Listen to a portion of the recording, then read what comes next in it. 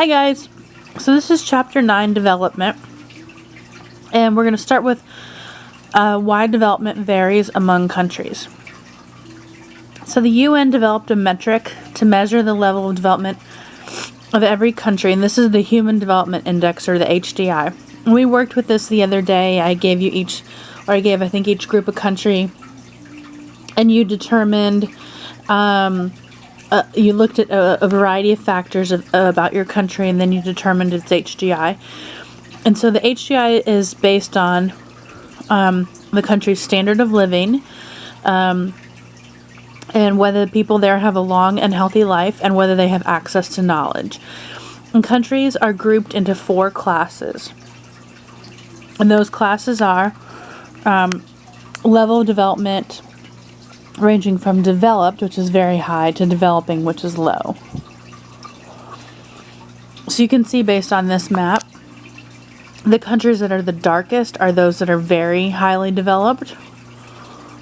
Then we have high developing, then we have medium developing, low developing, and then those on which we have no data. So if you think about what country you had,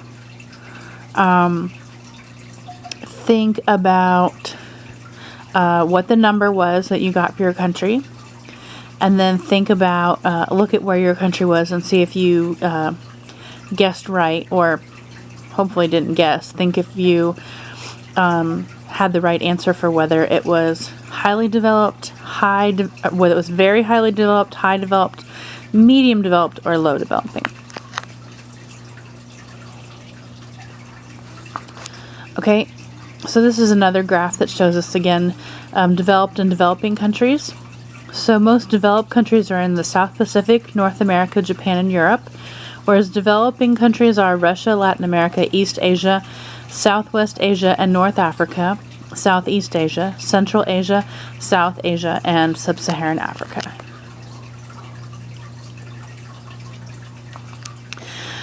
Okay, the UN measures the standard of living based on 2 functions, and the first is the gross national income, or the GNI, and this is the value of the output of goods and services produced in the country annually, and this includes money that leaves and enters the country.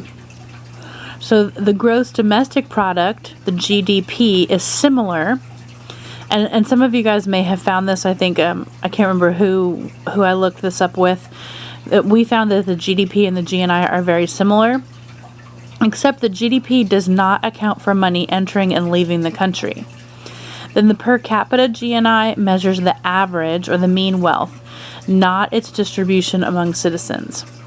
And then the purchasing power parity, the PPP, is the cost of living adjustment made to the GNI.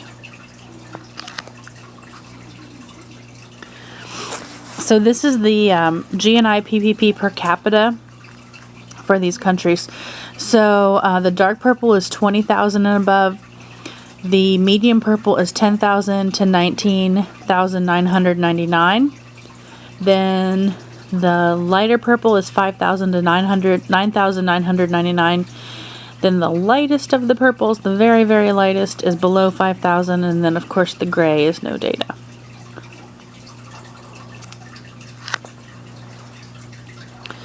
Okay, and so the next thing that the UN uses to determine the HDI is a long and healthy life.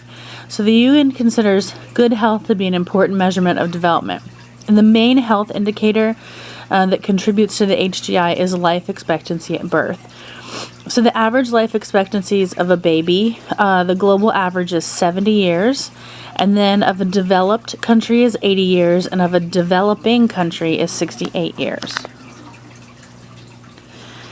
So again, if we look at that chart of developed and developing countries, we see the life expectancy at birth, and that shows us where those specific regions are based on their life expectancy.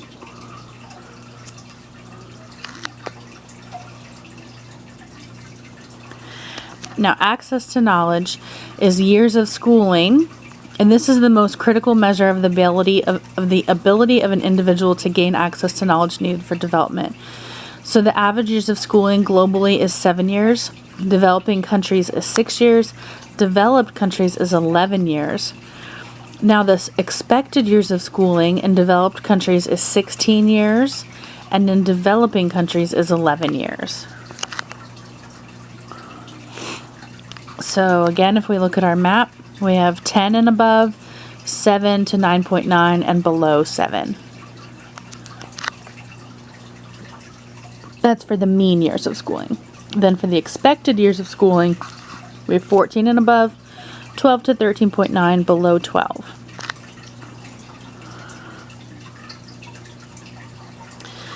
So the quality of schooling is based on the pupil to teacher ratio. Sorry. So globally, this is 24. So 24 kids to one teacher, and that would be in elementary school. In developing countries, that would be 26 kids to one teacher. And in developed countries, that would be 14 kids to one teacher. Then the literacy rate in developed countries, it would be greater than 99%. And in developing countries, it would be between 70 and 90%.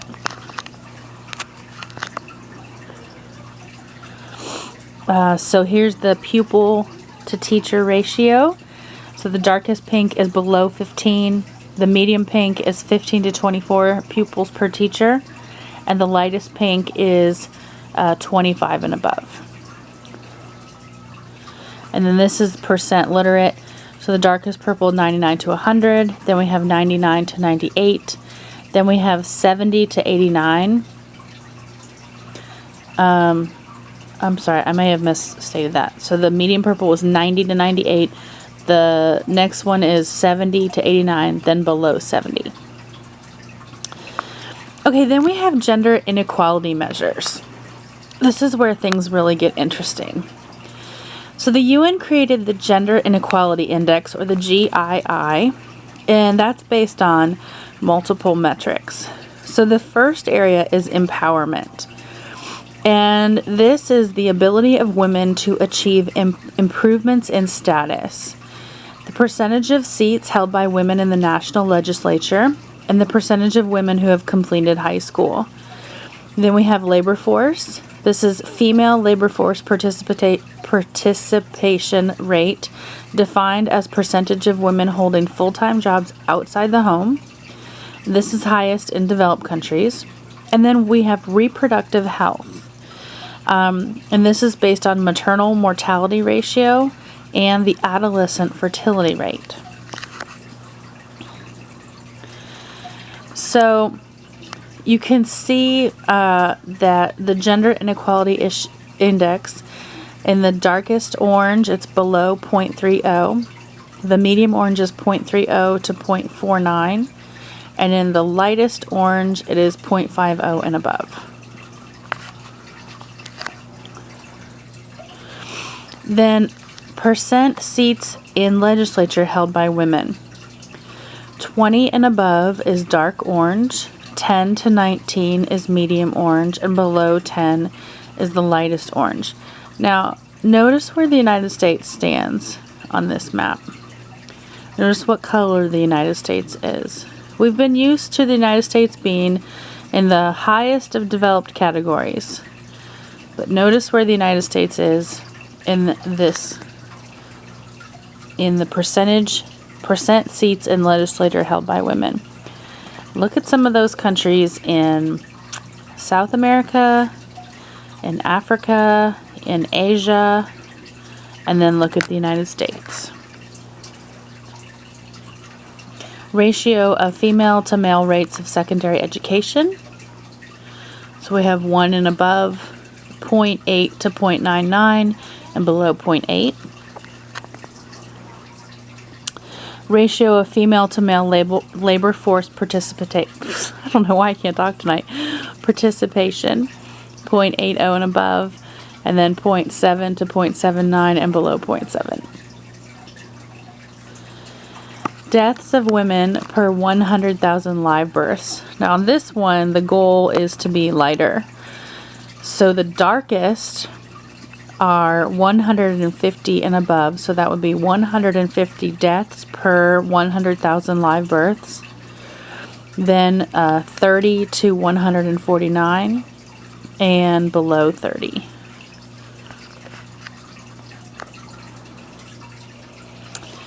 Then this is the adolescent fertility rate. So this is per 1,000, and the darkest blue is 60 and above. The medium blue is 20 to 59, and the light blue is below 20. And again, look where the United States is on this map.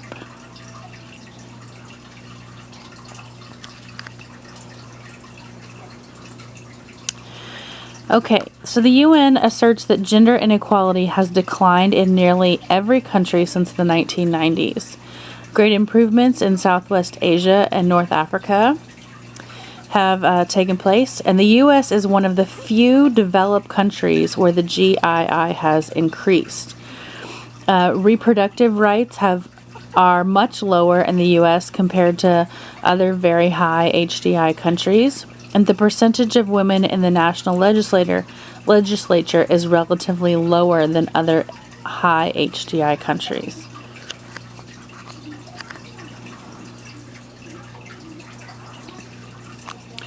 So this is the inequality index improvement. So where it's gone up by 0.1, it's the darkest. Where it's gone up by 0.05 to 0.09. And where the increase is below 0.05. So you see the improvement in the United States is not good. It's not high, at least. Okay, let's talk about energy. Why is energy important for development? Okay, so energy demand and supply. Supply is the quantity of something that producers have available for sale, and demand is the quantity that consumers are willing and able to buy. 5/6 of the world's energy needs are supplied by fossil fuels, which are an energy source formed from the residue of plants and animals buried millions of years ago.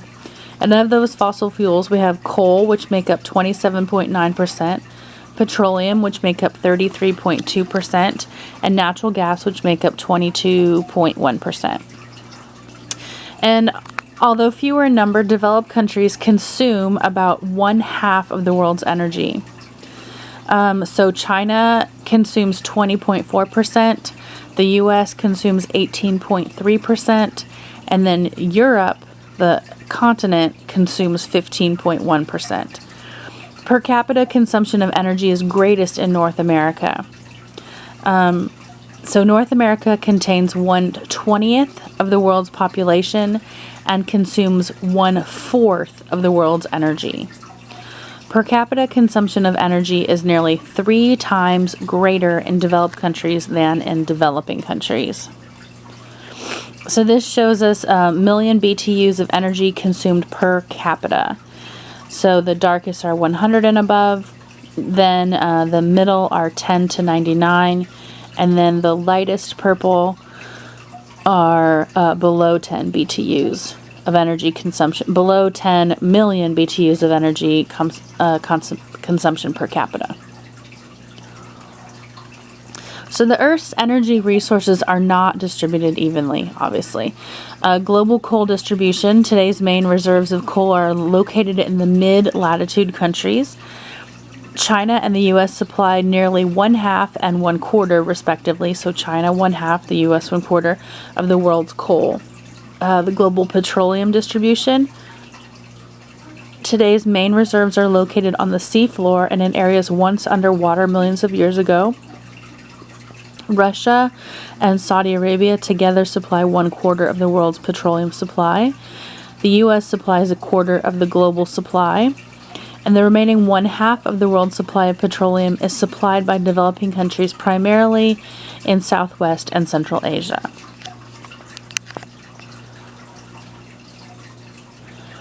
So this is coal production. And this is petroleum production.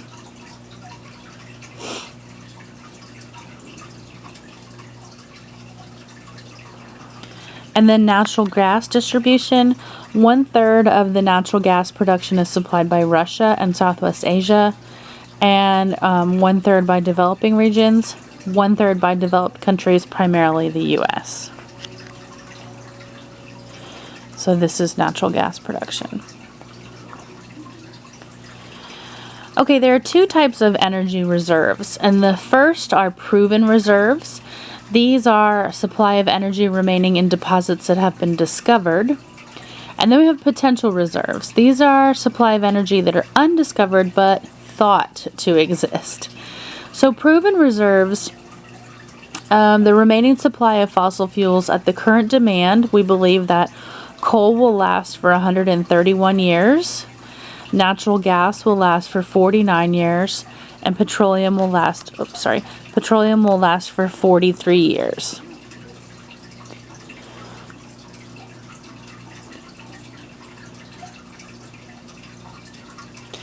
So if you look at these charts, the greener countries are the less developed. The greener areas of the pie charts are the less developed countries, and then the yellow areas are the more developed countries. And this shows us for coal,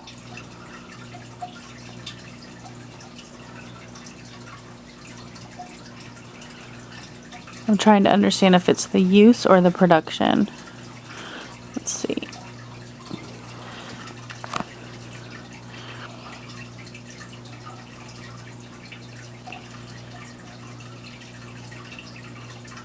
I think the top one is the production, and then we need a better key. I didn't bring my book home, so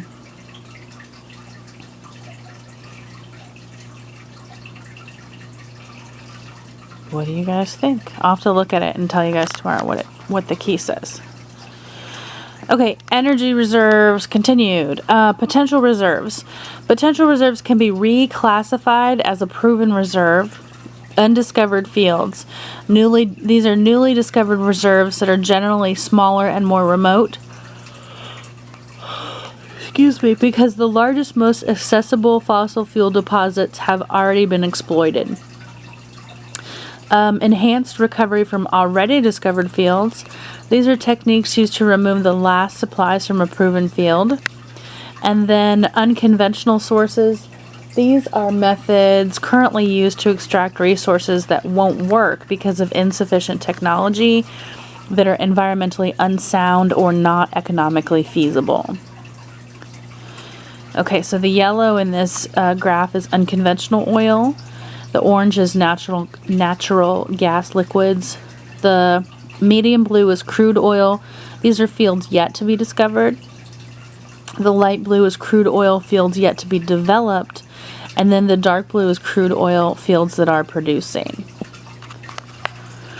So you can see currently what's happening, and then what the view is, what we believe will be happening in the future.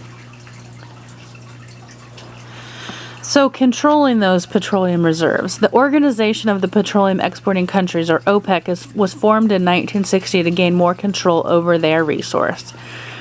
As a result of U.S. and European transnational companies exploring and exploiting the oil fields of developing countries. So the members of OPEC are Southwest Asia and North Africa. The members of OPEC in Southwest Asia and North Africa are Algeria, Iraq, Kuwait, Libya, Qatar, Saudi Arabia, and the United Arab Emirates. In other regions, they include Angola, Ecuador, Iran, Nigeria, and Venezuela.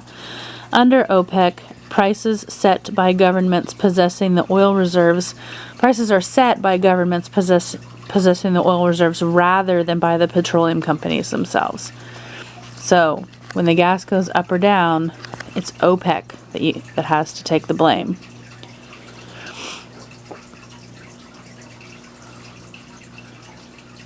So this graph shows us how many millions of barrels were being sold per day. So first of all, how many barrels were being produced and how many were being consumed and the net imports. So, changing the U.S. petroleum sources. In the 1950s, extracting domestic petroleum became more expensive than importing petroleum from Southwest and Central Asia. So, actually taking the oil out of the ground in the United States became more expensive than bringing oil over from other regions in the world. So, the U.S. Imports of petroleum increased from 14% in 1954 to 58% in 2009. And sharp price increases of oil set by OPEC countries during the 1970s and 1980s contributed to the U.S. decreasing its reliance on OPEC oil by half.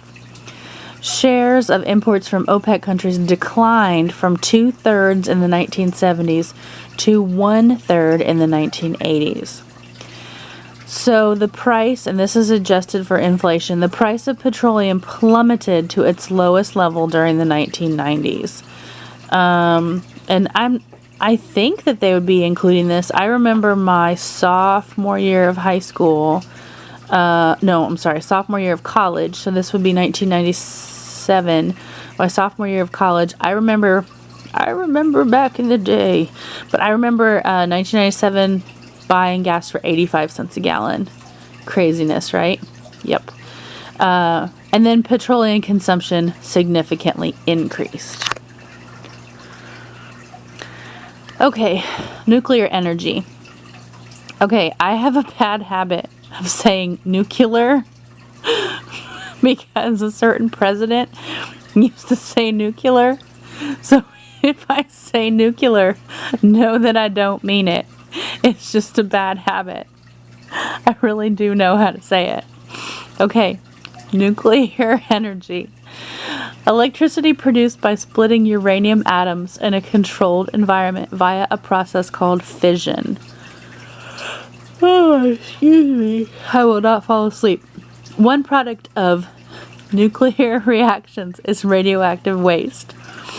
Okay, nuclear energy distribution supplies 14% of the world's electricity and used by only 30 of the world's nearly 200 countries. It's used by 19 developed countries and 11 developing countries. 2/3 of the world's nuclear powered generated, 2/3 of the world's nuclear power is generated in North America and Europe. Its most highly dependent countries are clustered in Europe. And it's a relatively high concentration of nuclear power plants in the eastern half of the United States. Okay, so this shows us the percent of electricity from nuclear power. There we go. And this shows us the percent of electricity. So the states that are like that dark salmon color have 40 and above. And the states that are the lighter orange, have 20 to 39. The states that are the lightest yellow color have 1 to 19. And the states that are green have none. So you see that Kentucky has none. However, you can see Tennessee has 40 and above. Virginia has 40 and above. Illinois has 40 and above. So we've got a lot around us. And then the dots that are red are currently operating. And the dots that are black are closed. Power plants that are open and closed. Radioactive waste is highly lethal to humans. Hopefully that's not new info to you. It's not possible to burn or chemically treat such waste to make it safe for human exposure. And that waste must remain isolated from human contact for thousands of years until it loses radioactivity. Uranium is a non-renewable resource. Proven reserves are projected to last 124 years at the current consumption rate. And the high cost. Nuclear power plants cost several $billion to build. The complexities of safe transportation and storage of radioactive waste are costly. So I'm pretty sure that the depot in Richmond has, I'm trying to think what kind of weapons are stored there. There are, well, I know that there are weapons that are stored there that are not good and that are leaking. And I know that in the Madison County schools, they have drills for if something happens and they have to evacuate because something happens at the depot. And I also know that people have to have a radio. Like, you have to have a radio in your house in case there is like an alert. So I'll look into that more and tell you more about that. I had a friend whose husband was head of security at the depot, and they knew lots of information about it. Although there's a pool there, so we did get to go swimming. So, you know, pluses and minuses of living near the depot. Okay, let's talk about renewable energy. So we have hydroelectric power. That harnesses the power of moving water to convert it to electricity. This is a leading source of renewable energy in both developed and developing countries. It's the second most popular source of electricity after coal. The lack of remaining acceptable sites to construct a hydroelectric dam poses a challenge to increasing reliance in the United States. Then we have biomass. Biomass energy sources include wood and crops that can be burned as fuel to generate electricity and heat. And some of these crops might be sugarcane, corn, soybeans. These can all be processed into motor vehicle fuels. Isn't that cool? It reminds me of the car on Back to the Future where he stuffs like the banana peel and pours the beer in it at the end. But that's pretty much how biomass works. That's so cool. Okay, limiting factors for increasing reliance on biomass. So we've got some inefficiency. Burning biomass may require as much energy to produce the crops as they supply. So you have to grow the crops in order to put the crops or the biomass into the car. So that's kind of like you do all this work in order to have the fuel. And it's like putting food in your gas tank. So biomass already serves essential purposes such as providing the Earth's food, clothing, and shelter. So it's kind of like, why would you take something that is already doing a job and use it for another job? Then we have environmental concerns. Logging trees for wood to be burned may reduce the fertility of the forest. So another possibility is taking up wood or cutting down trees essentially that we need for other reasons. Okay, wind energy.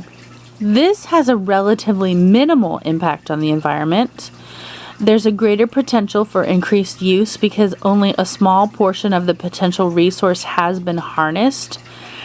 The greatest challenge for expanding reliance is opposition by environmentalists who voice their concerns about the windmills being noisy, lethal for birds and bats, which are things you totally don't think about, right? You don't think about the fact that, oh, birds and bats might fly into these windmills and not realize that they're there. That's terrible. I shouldn't laugh about that. And then also they're a visual blight on the landscape, which I think they're really cool. When I drive out west, I'm like, those are the coolest things ever, and I want to stop and take pictures of them. But perhaps when you live there and you're used to them, maybe they don't look beautiful all the time. And then I don't remember what they sound like, but I think they're kind of like a constant whirring sound, which I imagine could get annoying, especially if you live out in the country and you move out there for it to be peaceful, and then they build this big field of windmills. And if you haven't seen them before, they're not windmills like you would picture